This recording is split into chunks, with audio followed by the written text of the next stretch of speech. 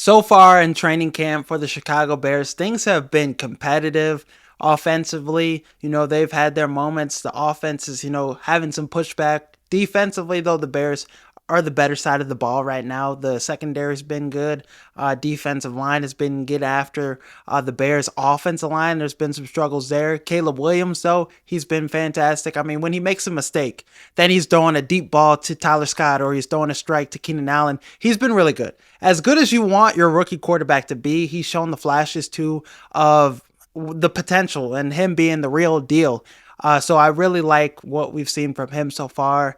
And guys like Tyler Scott, I mean, man, he's been a huge winner for Bears training camp so far. I feel like every practice he's having a big moment, he's having a big catch, or he's having a touchdown. Like yesterday's padded practice, he had a touchdown beating Brisker deep. And his problem isn't getting open, it's his problem having drops. Last season, his rookie year, he struggled with catching, and the connection with Justin Fields wasn't really there. But so far in training camp, we're seeing Caleb Williams likes to throw him the ball a little. If he could be that deep play threat, that would be huge for the Bears. I mean, as a fourth receiver, this receiver room might be deeper than we thought. I mean, Tyler Scott, if he could give you 400 yards, this would be a huge second year for him. And this is a guy that you could build around as your third best receiver on the team. Keenan Allen obviously probably won't be in Chicago forever, but you're looking at a nucleus potentially of Rome Odunze, DJ Moore, and Tyler Scott. That's a nice trio that complement each other pretty well. I mean, Tyler Scott, he has all the tools and the potential to be a deep play threat. He has the speed, he has a route running. It's just coming down to, making those catches. And, this training camp, hopefully he builds on that. Hopefully we see it in the preseason. During the season, hopefully we see it. I mean, he's benefited from a new offensive coordinator. Last year, Luke Getsy, maybe that didn't really help him that much. And Justin Fields, obviously not being the passer Caleb Williams is, now having all the tools that he needs to be successful in this offense, a good offensive coordinator and a great quarterback, he's probably going to flourish now. Really excited about that. Even Velus Jones has done some things, has made some plays. Hopefully he gets his shit together and is a pivotal return man for the Bears, maybe a fifth or sixth best receiver, a guy that you could throw out there for gadget stuff.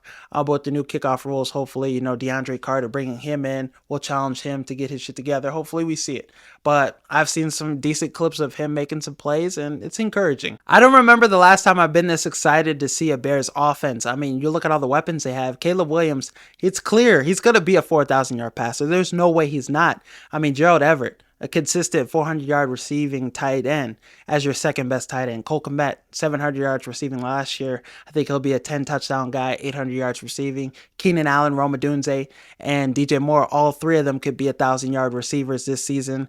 And, Tyler Scott, if he could give you 400 yards, man, that shit might be 5,000 yards passing season for Caleb Williams if you add it all together. DeAndre Swift out the backfield too. So I think this offense, there's a lot to be excited about. Caleb Williams, he's going to break records for this franchise in his first year and do some great things. My biggest concern is the offensive line, though. They've been struggling, and they're rotating centers again. I think Ryan Bates wins the job. I think Coleman Shelton is a solid guy that you could plug him in. He could play. He has a lot of experience. Played in the Super Bowl as center with the Rams. He has experience, but Ryan Bates, I think, is a better player, and I think you should throw him out there, allow him to, work with Caleb Williams. You want stability at that center position, and with Ryan Bates, he's younger, he's a younger option, and him and Caleb Williams, if they connect and he has a good season this year, he's going to be around for a while. I still wouldn't mind them signing Connor Williams. That would be a good addition because Nate Davis, we still don't know what we're going to get from him at the guard position. And Dexter, he's whooping on this offensive line front. The only one he can't, whoop on is Tevin Jenkins. That's our best lineman right now. Darnell Wright as well. So, hopefully this offensive line shores things up. But other than that, this offense is going to be prolific. Top 5 offense in the league, I think. All the weapons I mentioned, Caleb Williams at the quarterback position. This offense is going to be better than 2018. It's going to be better than Mark Trestman the year we had Martellus Bennett, Matt Forte, Jeffrey, and Brandon Marshall. You look at, in comparison to 2018, that offense, it was nice. They put up points. The run game was there, but we didn't have a DJ Moore. We didn't have a Keenan Allen, Rome Odunze. I think DeAndre Swift, I think you'll probably take him over Jordan Howard. I think you probably would in terms of what he could do as a receiver and as a running back. Offensive line, maybe the offensive line was better that year. Who knows? The Bears' offensive line has been trash for a minute. Defensively, though, I think we could get at that level too. But 2018, that year, that was the last year we were really excited about a Bears year. And this year, I think this is going to be that year for us. It just comes down to offensive line play, really. Defensively, I think Dexter has been really great in training camp so far. In the padded practice, he's dominated the practice yesterday. The get off looked a lot faster. He looks in great shape. He was doing the condition test with the defensive ends, looks in slim shape. So expect a pretty good year from him.